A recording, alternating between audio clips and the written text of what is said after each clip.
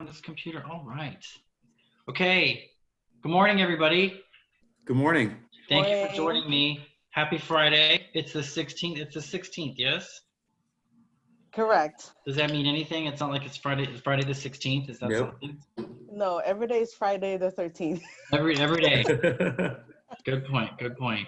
Well, thank you for joining me this morning. This is my first Zoom call. I want to say podcast or chat. It's not a podcast, but I mean, I don't know what constitutes a podcast. I guess it has to be on the podcast app. I don't know. But like I was telling you earlier, I wanted to just have a conversation with some industry experts, professionals who've been out there in the field who I've worked with. Jim, I've been a client of yours, and as well as Charo, I was a client of yours. I've booked Yes.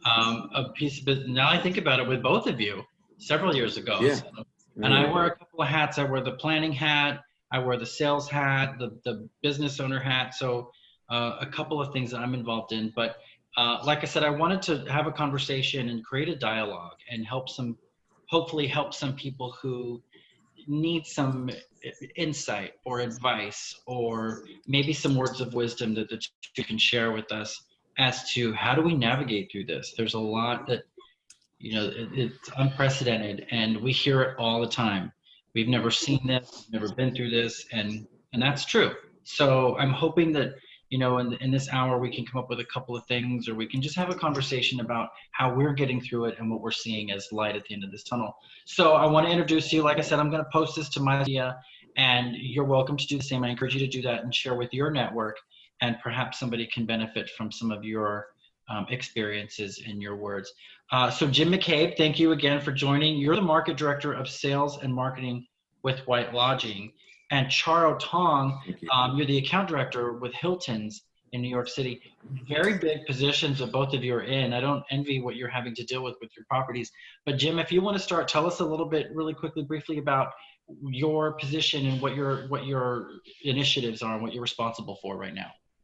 Sure. I have 3 hotels in New Jersey, the Marriott Teaneck and the Hampton Inn and Homewood Suites Teaneck, which opened in 2018, so relatively new. Brand new, yeah. I oversee Yes. group sales, business transient sales, and catering. So it was greatly impacted by what's just A lot. what happened. Now, how about FIT? Do you have do you have foreign allotments? We don't have a formalized FIT market, Okay. but we do get a lot of foreign travelers. Most of them are just corporate business travelers coming in for our top clients, which are Okay. overseas. So, Okay, great. And now, Charo, you're in Manhattan. You're in the Yes, city. correct. I'm in the city in the middle of Times Square. And the characters are back, by the way. As I walk around Times Square, they're back. So to speak, like, the people are now out and about. So I'm the account director now, because we're adding more hotels. I have 8 Hilton hotels in my portfolio. I'm part of the largest hotel management company. We actually have 10% of the market in Manhattan. So that's about 10 billion in assets that we're managing. So I'm truly honored to be invited here. And, to me, when you first asked me about it, I know that I'm not the only one who's experiencing this, who's under stress. We all are going through the same thing. And I'd be more than happy and set aside time to talk about it so people can relate to us and actually understand, what's happening and what they can do about it, like a different perspective from different Sure. people. So thank you again. That's generous. I appreciate both of you. And I think that's a big point. A lot of people are frustrated and worried and scared. I mean, people have bills. We incur debt in our daily life, from, I got an email maybe 20 minutes ago, my cable bill is due. And, I mean, life goes on. Things still have to happen. And, we can't just expect that things are going to be the same, because they're not. And we need to, and I've got to log in and pay that bill later. But these things are not stopping for us. And you're right, we're not alone. Everybody has to deal with this. Everyone's impacted by it. So I want to start with a couple of statistics. I'm sure where you get your news and information from, but I did a lot of research and had some help looking at a couple of things. But one just jumped out at me. This is some statistics, excuse me, from the American Hotel and Lodging Association. They surveyed 1,000 hotel owners and operators and employees around the country. And the numbers came back that said that we are in danger of foreclosure by our hotels, I should say, are in danger of foreclosure by their commercial real estate debt lenders due to COVID. 68% reported that they will be able to last only 6 more months at the current projected revenue. That's March. That's February, March. That's right in the middle of Q1. That's right as our year. You know, everyone who's ever sat at the budget table knows that if you start with a healthy, prosperous, good first quarter, the rest of the year will fall into place. You know, pending nothing happens, nothing crazy. So if we're already seeing that we're fighting the closure and the impending closure in first quarter, you know, how are we going to set up and be successful for the rest of the year? That's something that's challenging and scary.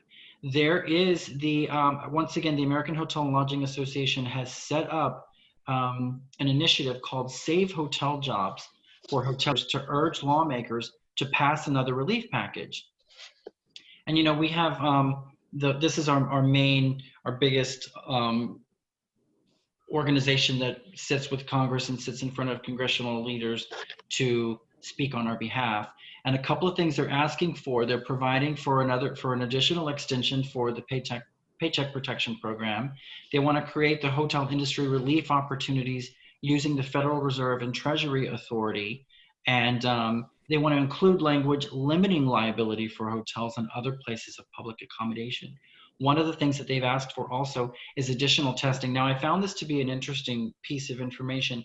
They want testing on property for individuals who are coming in. And one of the big things that's deterring travel and hurting travel right now is the 14-day quarantine.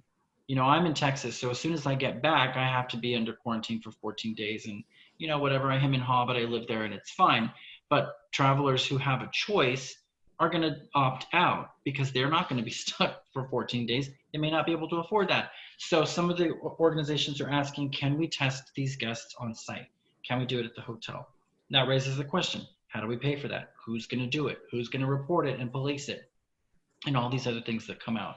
So, you know, on that note, I've got much more. I've got a lot of numbers. I know that we all look at numbers all the time and we are very familiar with reading reports and reporting numbers.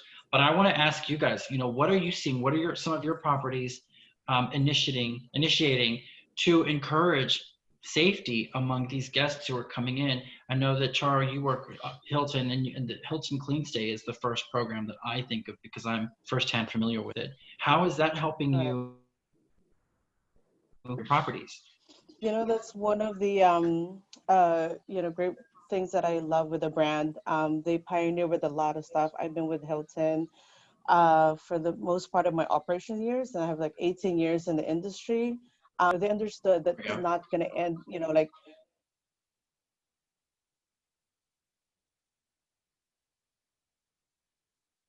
ready.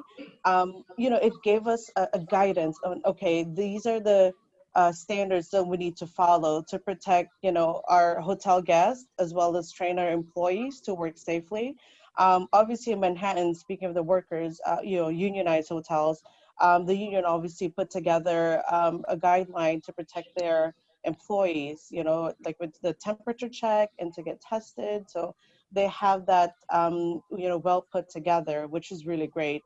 Specifically in my hotel, like you know, I go through the process every day. We go through one entrance and one exit, temperature checks, mask on. You know, and I walk, yeah, walk to the public spaces, and the employees, you know, they do follow it because we do take this seriously. Like, yes, we are, you know, still in the pandemic, but we still need to function. So we just got to make sure we function safely. And personally, I had an experience for myself.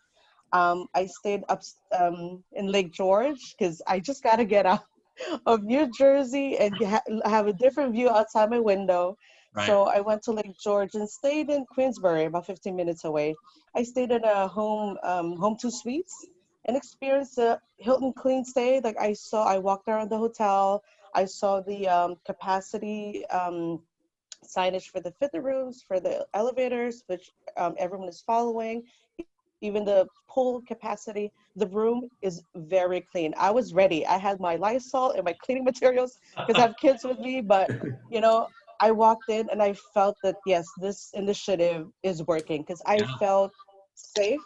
I felt comfortable that my family, you know, is there, and it helped me alleviate like the stress of okay, we can actually enjoy our stay here for the first time in months, you know, just to be in a different environment.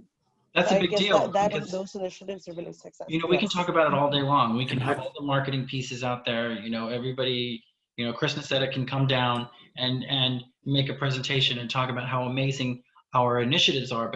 But for you to experience it Right. firsthand and be able to turn it back to your clients is pretty key. Jim, how about you? Correct. Would you say that you've had some? look, yeah, to Cheryl's point, last week I had my first stay in a hotel. And I stayed at a Hilton product, Yeah. and the same thing. I just seeing the tag on the door, getting in the room, seeing the packets of sanitizing wipe, the precautions that were taken out throughout the building, marking the floors and how many people on the elevator. It did give me a lot more confidence. I mean, I still had like you, Charo, I had my own Yeah, I was sanitary ready. wipes and do the phone and everything, but I, you know, having it there was really helpful. Marriott has their initiative. Right when Hilton came out with, I think they actually were first, which was great. White Lodging came out with Stay Confident and then Meet Confident, which is basically a hybrid, and that was for their hotels. Again, for us to provide to our customers and make them start to feel comfortable coming to the hotels, staying and meeting there. And we have actually started to see, you know, things picking up slowly but steadily, which is nice. And meetings, a lot of short-term, small group meetings, fitting the government or the state parameters, and then weddings, a lot of social wedding business Sure. coming in. So yeah, so I think it's a matter of instilling that confidence in people. And as each person comes out and travels and has that experience, they go back and talk to their family, their friends, their colleagues, and hopefully it spreads that way. It's So, definitely a new component, you know, and it's a new, obviously a challenge, but it's a new factor in what we're selling. You know, we all have brands. Both of you have branded big name hotels. There's a lot of history behind your brands. There's a lot of power in your brands. There's marketing dollars and marketing presence globally. So, you know, we've got that. We've got competition, number one. Now, number two, we're facing the safety and health component. And three, you know, we need to get there first. So maybe that's reverse order. We need to get there first, and then we have to First. compete with each other, and then we have to keep our guests safe, and not just literally, but they need to have that feeling, that comfort. You know, where I remember in college, the was it an ethics class or maybe it was a human, I forget the class, but you know, there's the hierarchy of needs. You know, we need to have food and shelter, and we have to have safety. That's high on the list of things that we need to function and be able to walk out of our home, drive to the airport, get on a plane. You know, I travel all the time. I've been all over the last couple of months, and the airports are packed, and everybody is wearing, except LaGuardia. really? I was surprised LaGuardia was not packed, which is another story. I'll tell you about that. But everyone is masked up. There is none of the, you know, activity that you see in other stores on these viral videos. People, I don't want to wear a mask, or you can't make me do that. In airports, it's like it's a free zone where none of that happens. And on planes, the center seat is empty. I know some of the airlines are starting to bring that back. But there is no issue. When you go into an airport, I'm kind of like, I feel like I'm, you know, 10 years old in church again, and my mom is looking at me like, you better behave. You know, I have that same feeling when I go into the airport, you know, whatever you tell me. On that note, I want to give you another Well, and it statistic. has to be the same in our hotels. Not to interrupt, but it has to be the same in our No, hotels. you're right. It does have to be the same. And I'm so glad you brought that point up, because then there's the random guest in the lobby who doesn't have their mask. You know, they don't have their shoes, they don't have their mask. It's a different story. But, you know, our front desk, our front office, and our room attendants and our pool attendants need to be empowered and feel support to reach out to tell these guests, you need to put on your mask, you know, or let me provide one for you. And it's not That's it's not the a question. It's, here is your mask. Put it over your answer. face. You need to put it on. You need to wear it, because it's not just a it's not just a thing. it's a thing. You need to put it on. Yeah. And I I think think we're in a everybody should do stage that. right now too that we understand and we realize that it's a necessity now. I remember when this was happening in the beginning, some people are dismissing it. Oh no, it's gonna come in and come out real quick. Or by the summer, it's gonna be hot. Everyone's Sure, gonna be okay. absolutely. So I think, yeah, we're in the stage now that we know that we're gonna be dealing with this months, year, maybe years. So for now, for us to function, we need just to, follow and do what we can on our part to protect ourselves and others. Um, Right, I think because the it's more a reality we we're get on living with. board with, the more we all get on board with it and everybody is consistent with it, maybe the quicker this ends. Right, that is true. absolutely. I want to read this one last statistic about airlines, and then I want to talk about what we as salespeople are doing. So, the health and safety and sanitation is important, but I want to know what both of you are doing to reassure your clients and groups that you're booking and working with. You both have huge numbers. I'm quite sure that you have goals and numbers that you have to achieve going into next year. It's budget season. What are we, October? So if we haven't, we should be prepared to sit at that budget table and really prepare for next year and talk about what we're going to do. That's never an easy conversation. I've done it. I know you have many times. So I wish you both luck in your endeavors there. But really quickly, I pulled this number yesterday. Delta Airlines is reporting a modest improvement, and that's in quotes, in corporate demand through third quarter. They're saying business travel volumes remained a small fraction of pre-pandemic levels. They're down 76% year over year. Can you imagine reporting being down well, we are. So 76% year over year from second quarter, which was only 10% of 2019 levels. And the CEO of Delta is projecting a steady increase through Q4. Now in New York, we had the US Open. We had the General Assembly. Now we have the tree lighting, Broadway, the Rockettes. We've got the lighting, the Macy's parade, and then New Year's Eve. All of these events are wiped, and the big one for me, I saw, I'm a sports fan, I like tennis, and, there was no one in the fans. And Charles, we went to the US Open last year. At least you gave me tickets. It was amazing, by the way. I know I thanked you several times, but we've got all these events when the General Assembly that I've worked with directly, some of these international delegations, they're incredible. If you ever host them in your property, it's amazing to have them. They didn't come, and that's a sign of fall in New York. And that's something that we do in the city, that the whole world comes to New York. These events did not happen. So how are we holding on to the groups that we have had? Jim, I want to start with you. How do we keep business and how do we forecast as we're doing budgets for next year? How do we present to ownership the numbers that we are doing? Just to back up to one thing you were saying with planning, expecting all these events, these annuals that we count on, and they're just traditions in New York. A lot of these hotels that are closed, we're counting on those to reopen. Yeah, for sure. It just made a bad situation worse. And now they're not going to open for this in the fall. Well, then it doesn't make sense to open in January or February. So it's March or April, and that's putting it right into that time period that you were saying where this 68% are in danger of foreclosure. So anyway, to your question, to keep our guests, we're showing them that the property is clean, the associates are taken care of, the associate temperatures are read every day when they come in. We're expecting guests to wear their masks. If they see us enforcing that, they see other guests enforcing it, then they become more comfortable. We are staying very close to the customers that have continued to come in. There's only a handful of them, but really anticipating their needs, communicating with them, just letting them know we're there and we plan on being open for them. And then our customers that are not coming, we know we're not going to call and sell them right now. I mean, that's right.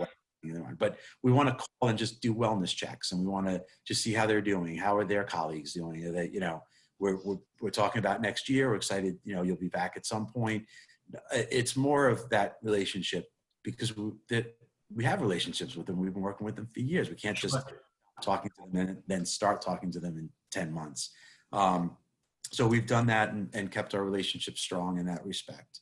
Um, just building business, who is out there watching the trends, the newspapers and special projects going on, who's in our comp set, kind of crawling their parking lots and seeing who's there. We talked about that. We all do it, but we have an obligation to our owners to try to make sure we're getting the business. And so that's it. And also talking to some of the closed hotels. If you know somebody there, call them. Who can I take? I know you don't want to tell me this, but is there somebody I can take care of and until you're back open? And then I'll be hands off. What's that? That's a good point. That's a good point that you said. Let me help you.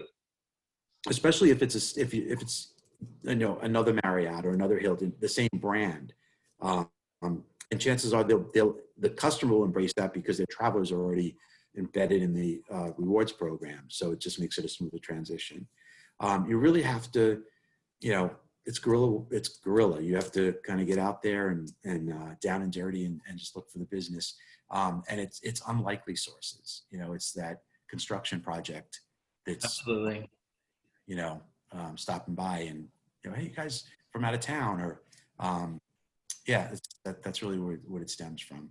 In terms of the budgeting for the owners, I'm very blessed. Our ownership understands that there's no formula for this. They're kind of seeing how it's unfolding this year. And then our management company is also wonderful. They've basically created a scenario, first quarter, we're assumed, or, a set of assumptions, Q1, Q2, Q3, and the growth.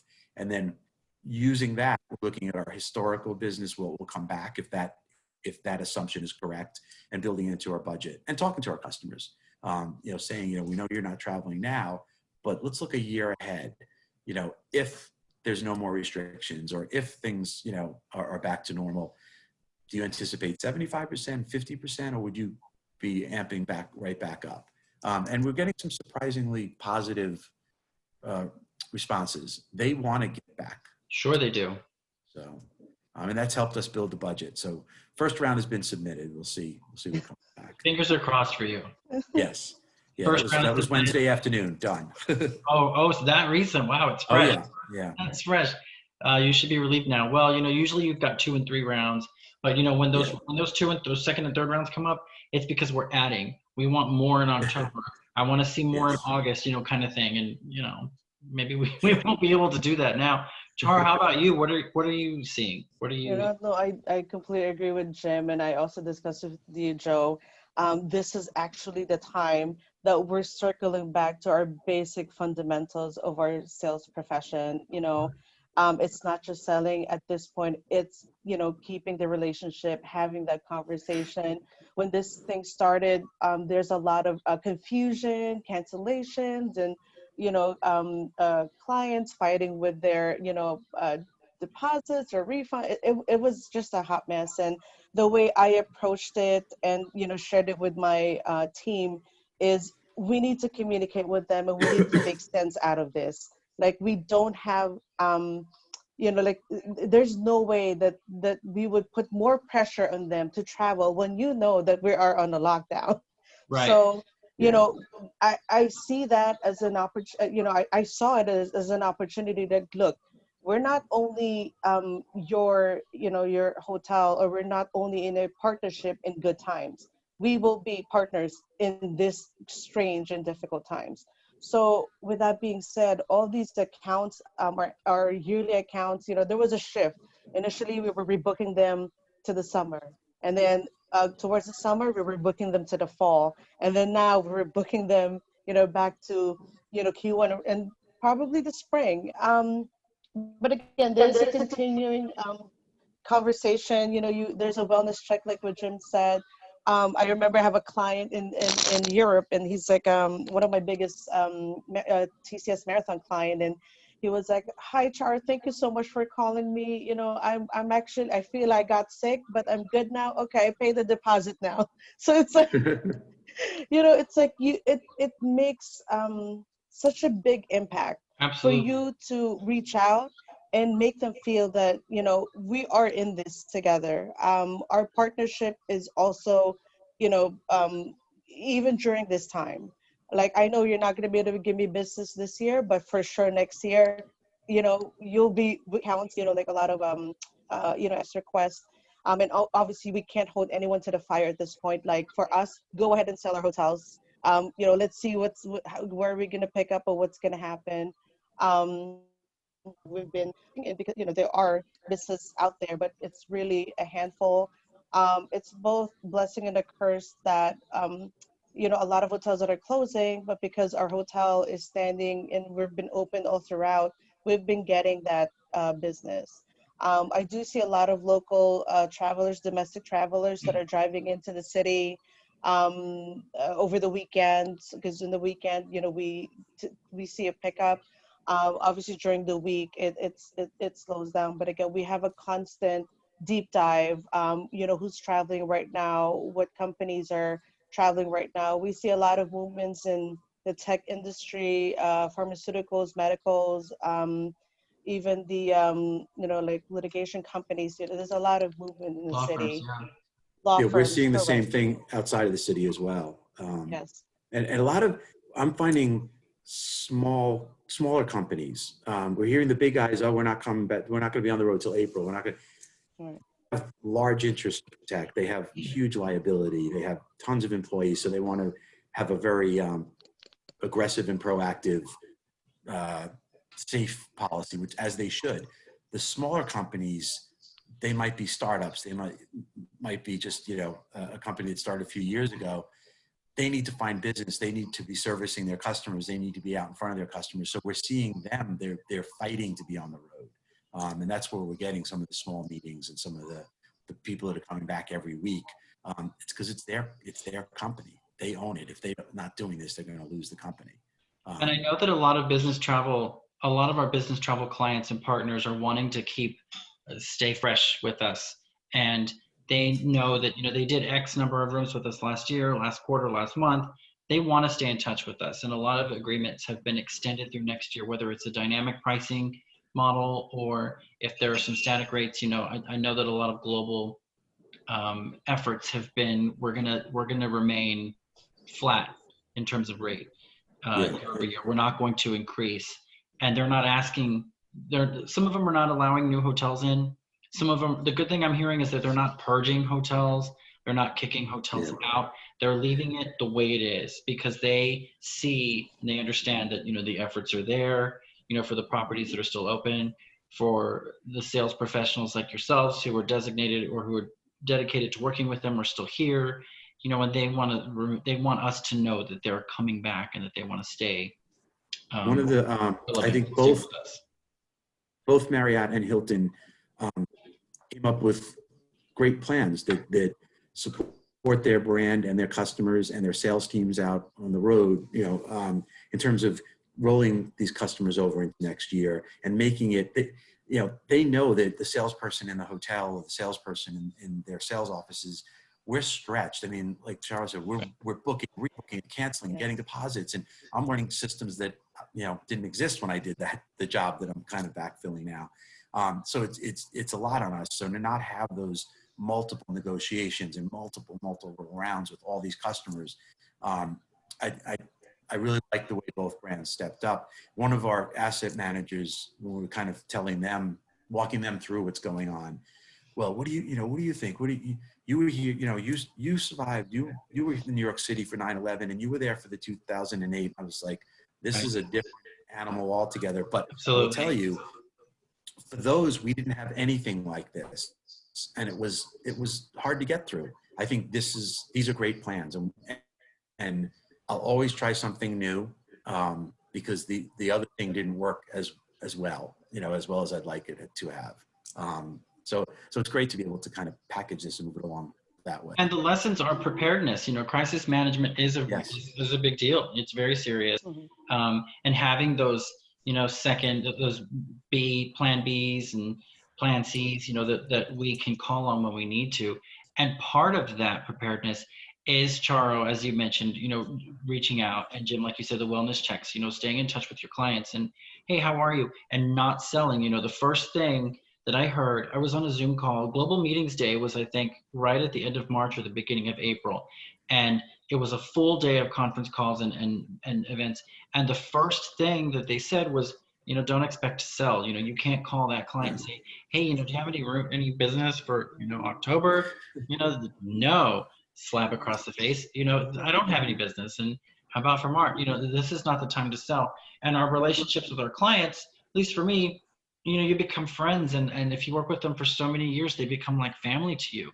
And just like family and friends, you're going to call and check on grandma. You're going to check on the neighbor next door. You're going to do the same thing in your personal relationships that you are going to do with some of these clients that have stuck with us for so long because they're important to us.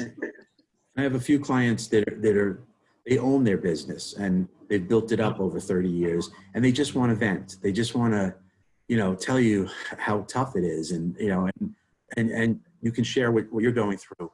I think they, tell them there's going to be some light at the end of the tunnel.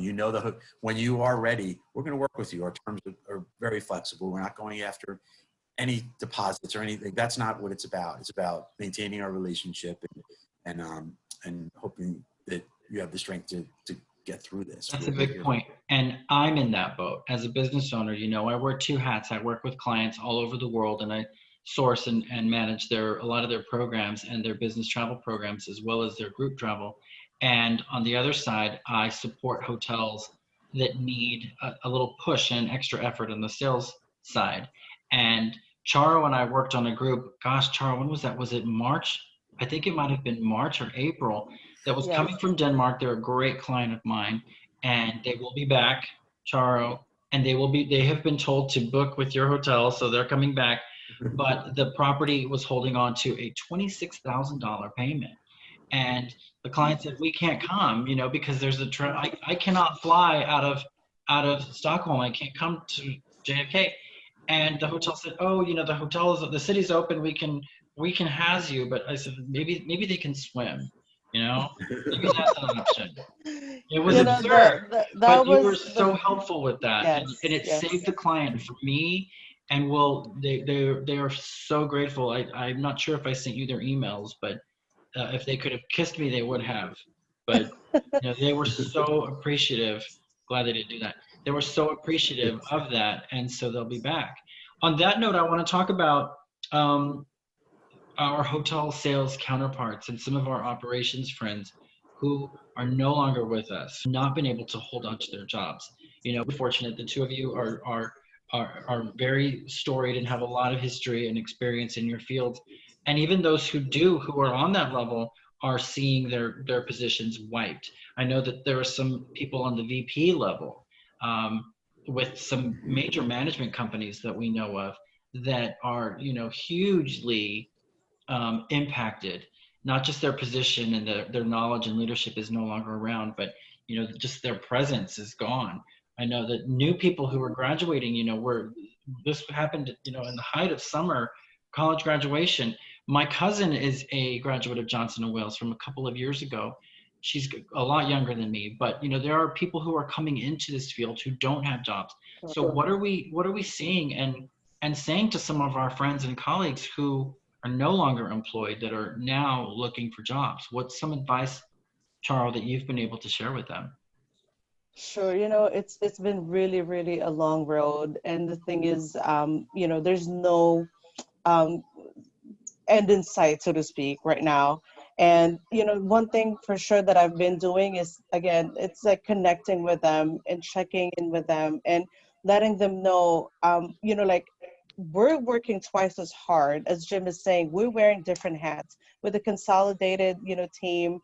With hotels and different departments that we're supporting, this is like, we're not really getting anything out of it. There's no bonuses, there's nothing. Right. So this is purely us thinking about, we need to keep our hotels afloat to get, keep them operating so we can get our colleagues back. So I tell them this, like, look, we're trying to be versatile. We're doing everything we can in different hats. We're being resilient. We need you to do the same thing during this time that you're either, furloughed or let go. Like, you have to reinvent yourself, adapt to the change, do something like you would only think, oh, I've been in the industry for, let's say, my entire career, 10 years. Listen, our industry, we're people person. And like dealing with clients, the same thing as, let's say, managing an account in a different industry. So Absolutely. if Yeah. you're open to it, you have to, the key word is you have to be resilient. You have to rise above this. If you just Don't, sit there and feel bad, it's not going to help you. It's like another day again is another sun, a sunlight, another reason to breathe. Is another opportunity to do something, with your life. So, those are the things I discuss with them. And again, you check in with them once in a while. Some of them, they had a health goal. They lost so much weight. I'm envious because like Yeah. I couldn't lose this COVID weight. That's They a big they one. Sure. right. This is a big one. The health goal. They did great. Some of them did it their own businesses. Some of them went to a different industry. So it's good to see how people, react. And I always, I'm like this with my friends and family as well. Apart from my coworkers, is like I want to, push them also to kind of like see this in a different perspective. It is very hard to see something positive in this kind of situation, Oh, for but sure. Certainly. if you push yourself and bring out your optimism, your resiliency, you'll be able to rise above this, and you'll be able to figure out what to do. Very well said. So Jim, I mean, I'm sure you have colleagues as yeah. well that it breaks their heart, when they either let go, they're still in furlough. It breaks their heart, but we reach out to them too. Yeah, I mean, it was probably, one of the saddest things to go through. Just, I had a team of 13. We automatically lost 10 people, and they were furloughed initially. And our ownership was great. They really wanted to keep everybody furloughed, and they were able to do that for 6 or 7 months. And then we did lose 4 or 5 to actual layoff. Like a lot of what Charo said was, staying in touch with them, answer their questions, encourage them. I think that they should not underestimate the skills that they've learned by being in our industry. Yeah. It really is transportable. One of our general managers, and I have regrets for the way I handled some things, because we got so caught up in the everyday, working all day, 10, 12, 15 hours, constant calls and moving things. I stayed in touch as much as I could and answered questions, but one of our general managers did such a great job, and I wish I had caught this earlier, but she just started sending out I think a bi-weekly newsletter to everybody who's on furlough. And it was like, hey, Oh, wow. hey, so-and-so had babies. Hey, it was uplifting. I think it gave those people on furlough a sense of connection to the property, communicated things, gave them a forum to talk to each other. I was really pleased to see that. And I wish I had done it just with my team. Sure. I've learned from it. Could have done a better job there, and probably would be saying the same thing if I even did a better job, because these are, they're like family. You see They're them like family. We're surrounded by each other all the time. And our jobs as salespeople is to talk to people, to talk to Yes. strangers sometimes. Yeah. I've read so many funny stories about, you're a hotel salesperson when, and one of them is when you're walking through, down the street and you say, hello, good morning to a stranger. Yeah. Yes, I mean, we do that in the lobby. We see someone walking through with their coffee, their briefcase, or, they have a baby or whatever the case. And then, good morning, how are you? Good morning. And then when you find yourself doing it out in the street, in the public to strangers, it's like, what am I doing? Yeah. It's in us, and, It's in our DNA. it's in our DNA, Yeah. and Yeah. you couldn't get away from it if you tried. So a lot of what I'm seeing out there to support some of the unemployed hotel people is hire a hotel person, because they know how to talk to people. They know how to say, hey, put your mask on, as I said earlier, or good morning, how may I help you? Or procure some business, service a group, take care of a leak in the ceiling, make breakfast, and mop the lobby all within, an hour. I mean, we have all done these things. I certainly have. I know that you two have as well.